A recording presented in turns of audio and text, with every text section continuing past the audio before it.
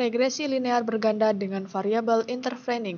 Kelompok 5 dengan anggota Firly Hana Imaniar, Firza Bunga Iswahani, dan Vita Nur Hidayah.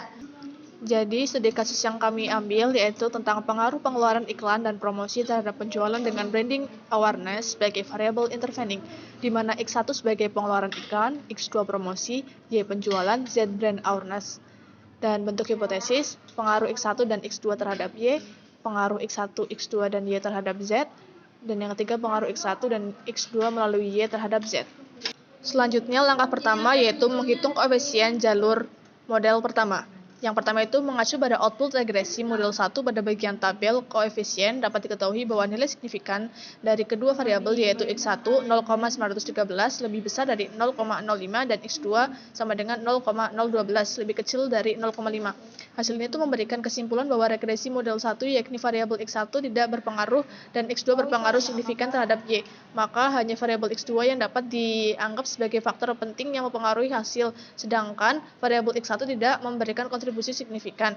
Yang kedua yaitu besarnya nilai R2 yang terdapat pada tabel model summary adalah sebesar 0,528. Hal ini menunjukkan bahwa sumbangan pengaruh X1 dan X2 terhadap Y adalah sebesar 52,8%.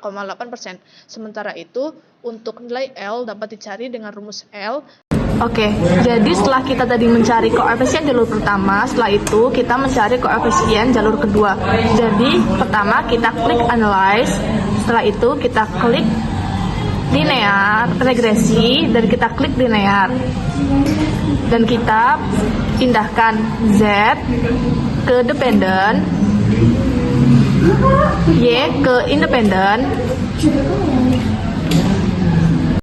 Jadi ini adalah tampilan dari SPSS yang sudah kelompok kami cari. Jadi bisa teman-teman lihat ya, dan bisa di-pause jika kalian ingin melihat lebih jelas. Oke, jadi setelah tadi kita mencari jalur koefisien pertama, setelah itu kita mencari jalur koefisien jalur kedua. Yang pertama kita klik analyze, setelah itu kita klik regresi, dan kita klik linear.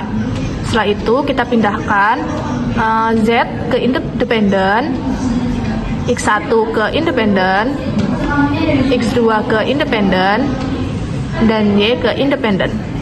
Setelah itu klik OK. Dan muncul hasilnya seperti itu ya teman-teman.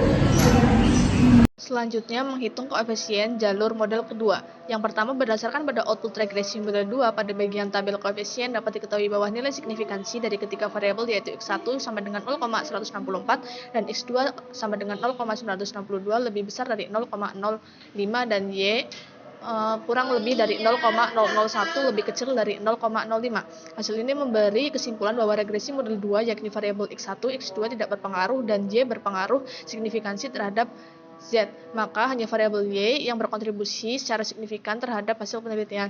Sementara itu variabel X1 dan X2 tidak menunjukkan pengaruh yang berarti.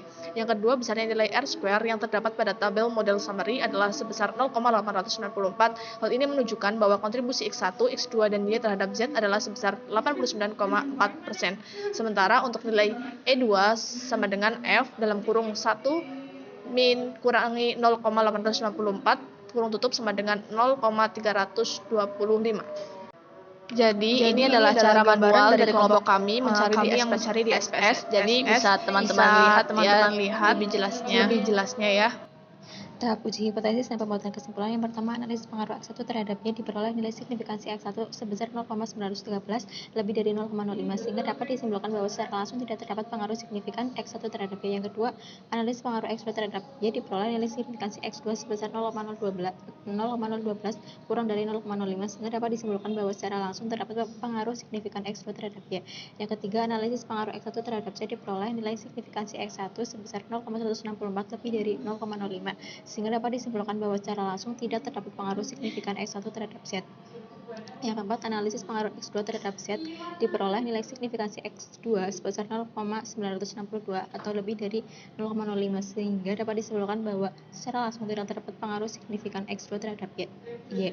Yang kelima, analisis pengaruh Y terhadap Z diperoleh nilai signifikan Y sebesar 0,001 kurang dari 0,05 sehingga dapat disimpulkan bahwa secara langsung terdapat pengaruh signifikan Y terhadap Z. Jadi di sini ada tahap uji hipotesis dan pembuatan kesimpulan. Di sini teman-teman bisa lihat sendiri ya dan baca kesimpulannya. Jadi kesimpulan dari hipotesis, bentuk hipotesis yang pertama itu pengaruh X1 dan X2 terhadap Y yaitu diterima, kedua pengaruh X1, X2 dan Y terhadap Z diterima, dan ketiga pengaruh X1 dan X2 melalui Y terhadap Z diterima. Jadi sekian dari kelompok kami, terima kasih.